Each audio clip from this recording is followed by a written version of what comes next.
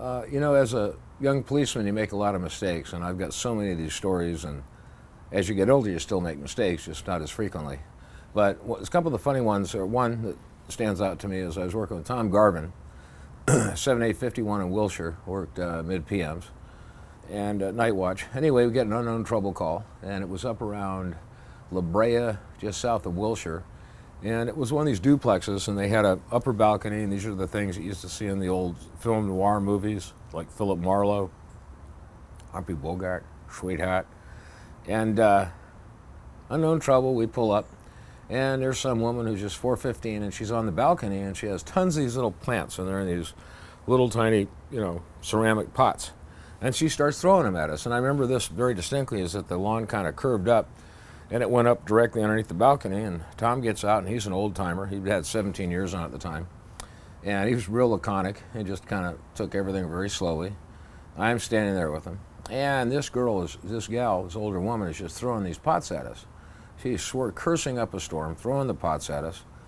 And Tom turns around to me and goes, "Junior, I need to see if we can get some a little bit more help out here, okay?" I go, "Okay, Tom, no problem." So I go back to the black and white. Back then, we didn't have radios on us. You had to go back to the black and white. So I go in there. I'm not thinking very well at all.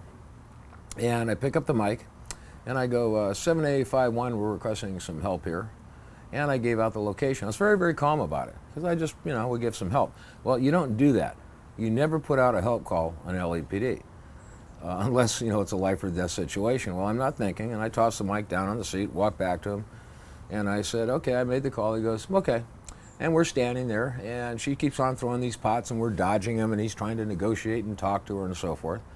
And pretty soon, from the outside, way outside, you hear all these sirens coming in from every point on the compass. And the air units, we can see an air unit way off, and that thing's just going, just literally balls to the wall, so to speak. And Tom's sitting there, and he realizes after about a minute of this, and the sirens are getting louder and louder from all directions, air units, you can see the air unit, and that thing's just booking, it's just hauling the mail. And he looks at me, he goes, "Junior, what'd you put out?"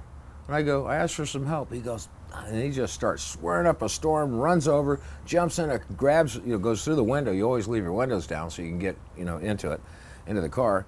Grabs it, he goes, "Cancel the help call, cancel the help call." Well, I'll tell you what, I got reamed for that one. The dumbest thing I've ever done in my life. You sit there, "Yeah, we can use some help over here." And of course, everybody who's out there, who's working, just starts converging, figuring, it's a life and death situation. You're up to your neck in brass, expended brass and so forth, and that wasn't the case. And I learned a lesson. And that was my woman throwing pots at us and never put out that we need some extra help here. That was a bad call, Cupcake.